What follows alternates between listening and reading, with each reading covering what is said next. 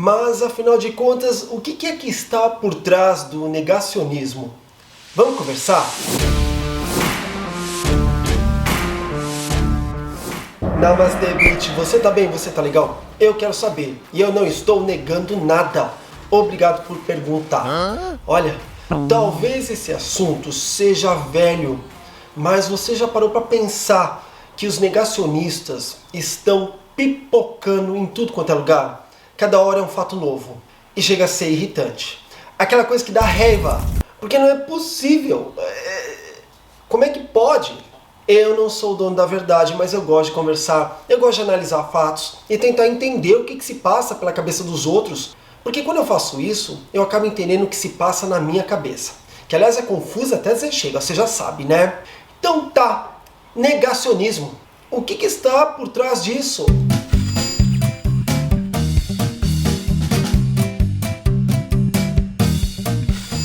Para fazer esse vídeo eu vou me basear na minha história. Eu não sou negacionista, quer dizer, eu acho. E também no site Viver Bem da uol.com.br. O UOL tá na hora de você me patrocinar, porque a nossa relação de amor aqui é grande, não é? Brincadeiras à parte, essa matéria me tocou bastante. Eu vou deixar o link na barra de descrição, caso você tenha interesse em saber um pouco mais. Porque aqui é um pouco da minha visão, e é claro que eu estou dando crédito, porque eu vou chupar muita coisa dessa matéria. A matéria começa falando de coisas que a gente já está cansado de saber. Terraplanistas, pessoas que são antivacinas, e eu vou além. Pessoas que não acreditam em resultados de eleições, e por aí vai. Aí a minha pergunta é, o que acontece no cérebro de algumas pessoas para negar o óbvio? E aí a outra pergunta que fica é, será que o óbvio é tão óbvio assim? Porque eu enxergo de um jeito e o outro enxerga de outra forma. Afinal de contas, quem é que está errado? O negacionista ou eu que não estou negando nada? Talvez você pense que fazendo esse vídeo eu estou deixando dúvidas no ar de que quem não é negacionista talvez esteja errado e não é por aí. Eu acho que quem não é negacionista, como eu, se baseia em fatos históricos, em ciência, em relatos palpáveis, coisas que não dá para negar.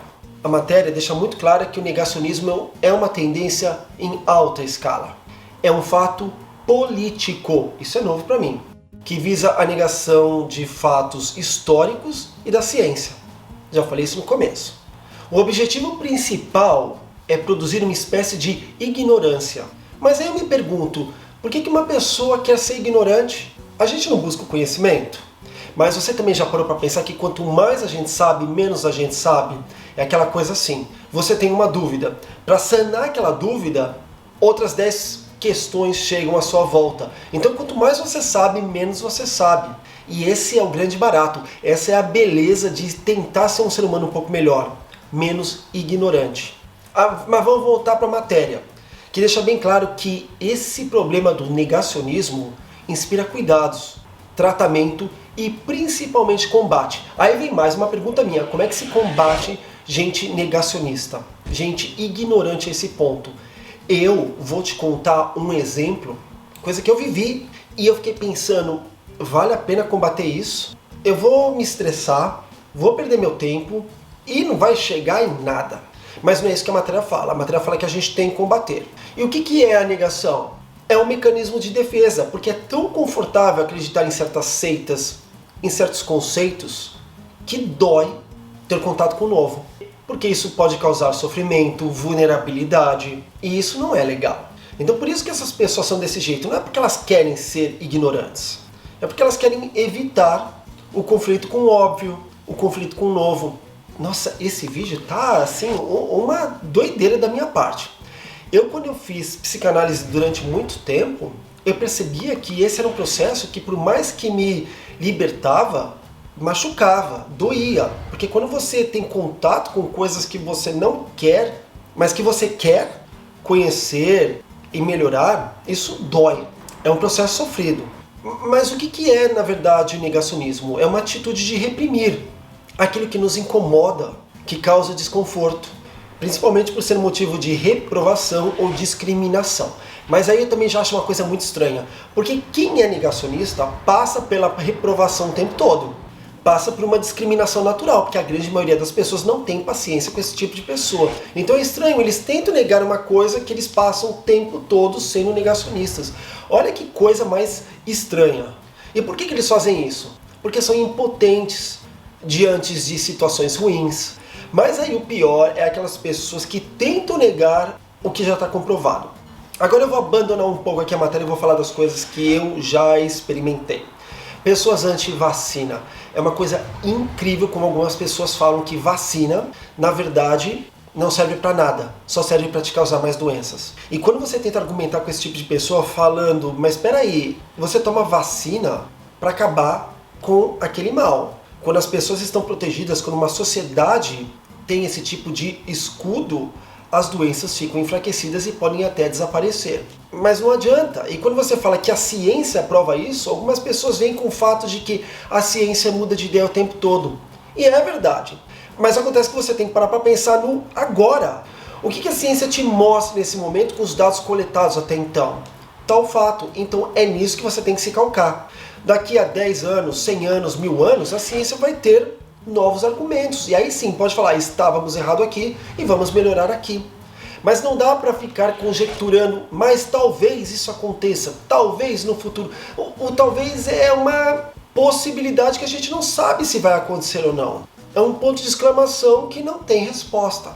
E aí é difícil argumentar com gente desse jeito. E aí eu vou te falar agora do meu exemplo. Uma vez eu estava conversando com uma pessoa que é terraplanista.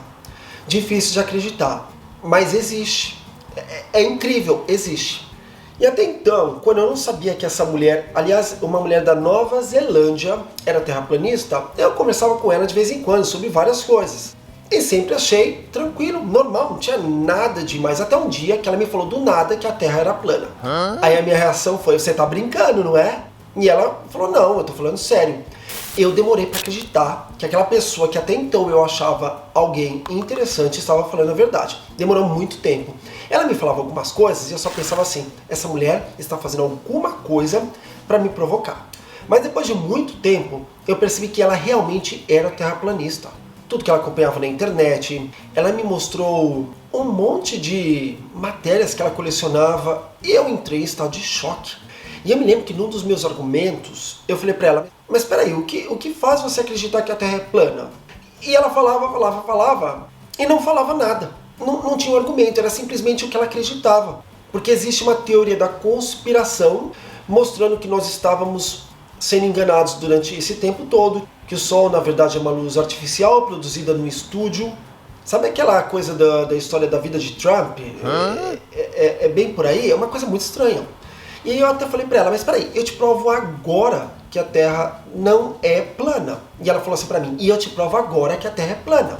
E ela me mostrou assim, vem pra janela. Tá bom, fomos pra janela. Ela falou, você tá vendo que acaba? Então, se não fosse plana, você não teria visto aquele final. Mas eu falei pra ela, mas esse final acontece porque existe uma circunferência, que é o que o olho não consegue ver nesse momento. Se você andar pra frente, você vai enxergar cada vez mais e mais e mais. E ela falava, mas você está vendo sempre tudo em linha reta. Isso é a prova de que a Terra é plana. Aí eu falei pra ela, então tá, eu vou te provar de outra forma. Eu abri um site da NASA, que eles sempre mostram a visão da Terra do espaço, em tempo real. E eu falei pra ela, olha aqui, ó, você tá vendo como a Terra é redonda para quando você vê ela de longe? E ela me falou, mas isso não é real. Isso é uma animação criada por Hollywood. E como é que você argumenta com uma pessoa que fala uma coisa como essa? E aí eu percebi que não adianta falar de fatos, não adianta mostrar, não adianta provar. Ela não quer acreditar, ela não pode acreditar nisso, porque isso vai machucar todos os seus conceitos. Isso vai destruir com tudo que ela sempre foi a vida toda. Uma pessoa muito ignorante, que é ignorante e que não tem ideia de ser ignorante. Porque na cabeça dela, aí sou eu que estou pensando isso, tá? Não li nada de coisa parecida. Ela se acha superior por saber de uma verdade que nós, os enganados, não conseguimos enxergar. E aí imagina ter acesso a uma realidade e descobrir que na verdade essa pessoa que é tão superior, que é tão inteligente, é a pessoa mais patsa, é a pessoa mais ignorante da face da Terra. Isso dói, não dói? Então você consegue ver que é difícil. Como é que a gente combate uma coisa como essa? Eu podia citar 1 milhão de exemplos, eu podia ficar horas falando com ela que ela não ia acreditar. Não adianta. Mas é claro que eu tento fazer a minha parte. Por exemplo, em relação aos negacionistas da vacina, eu fiz 1 milhão de vídeos, eu briguei, quebrei o pau, porque eu penso assim, você é negacionista, você acha que a vacina só atrapalha? Então vá pro teu canto e não enche o saco de quem acredita na vacina. Radical, né?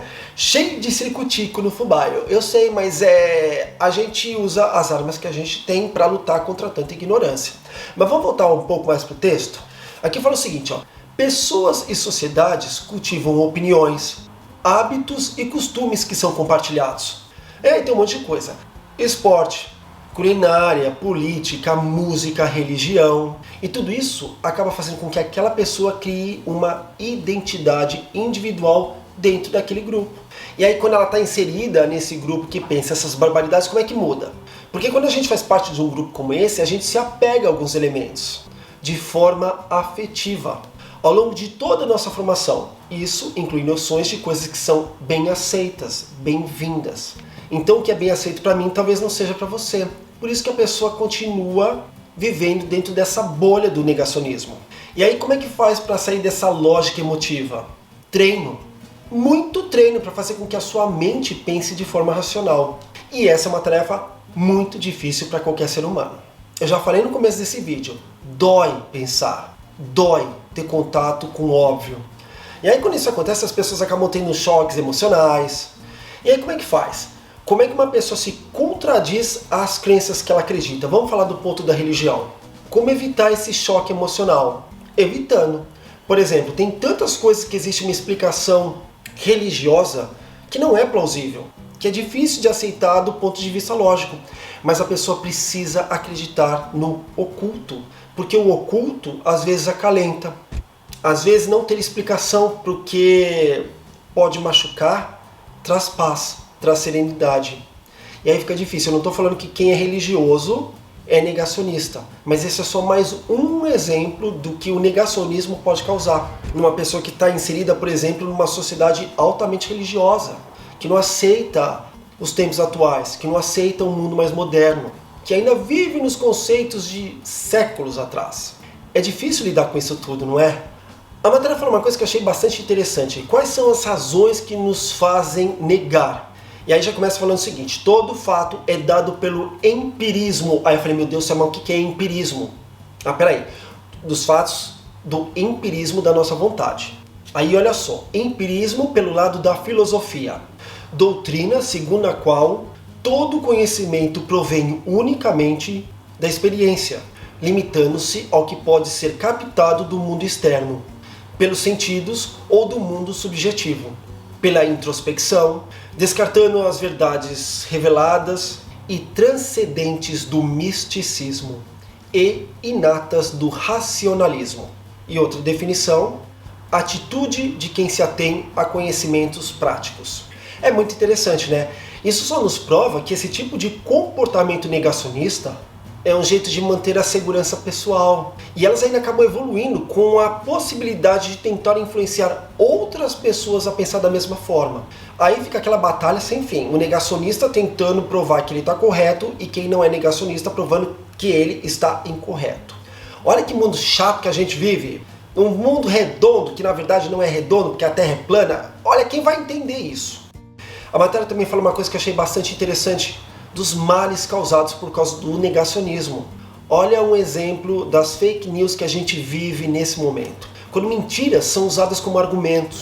E de tanto se falar uma mentira e outra, e outra, e outra, depois de um tempo as pessoas que não querem pensar acabam acreditando que aquilo é verdade. E isso se transforma numa verdade. Como parar com esse tipo de distorção dos fatos? Isso é um processo social. Mas por mais que a gente lute, a minha impressão é que fica cada vez mais difícil. Porque a tecnologia que veio para ajudar, ela está sendo usada pro lado da força do mal. Ou seja, ela mais atrapalha do que traz alguma coisa positiva. A matéria é enorme. Já falei no começo do vídeo que eu vou deixar aqui na barra de descrição. Mas o recado que fica é, que tal estimular a reflexão e desenvolver o senso crítico? Para pensar nisso. Eu tenho certeza que você que está aqui não é uma pessoa ignorante, porque eu nunca tive acesso no meu mundo virtual a pessoas negacionistas. Mas por incrível que pareça, eu tive no mundo real. Não é muito doido isso? Mas eu quero saber de você. Você conhece alguém negacionista a esse ponto hardcore? Se conhece, o que você faz para se proteger e para trazer um pouco mais de luz para essa pessoa? A solução eu quero muito saber. Se você gostou do vídeo, não esqueça de avaliar. Você sabe como fazer isso. E o mais importante é, se quiser ver outros vídeos, tem que se inscrever no meu canal. Eu estou em tudo quanto é mídia social. Basta apertar o botãozinho de inscrever-se ou de seguir, que daí talvez você receba vídeos novos. Mas de qualquer forma, não custa nada você voltar aqui nessa plataforma que você está me assistindo, porque sempre tem vídeo novo. Toda semana tem de 1 a 2 vídeos. E quando eu estou muito inspirado, tem 3, 4, mas não está nessa fase, né? Mas tem vídeo novo o tempo todo, então sempre volta, tá bom? Então tá bom. Muito obrigado pela sua audiência e não se esqueça que a gente tem um encontro marcado no próximo vídeo. Namastê, bitch. Tchau.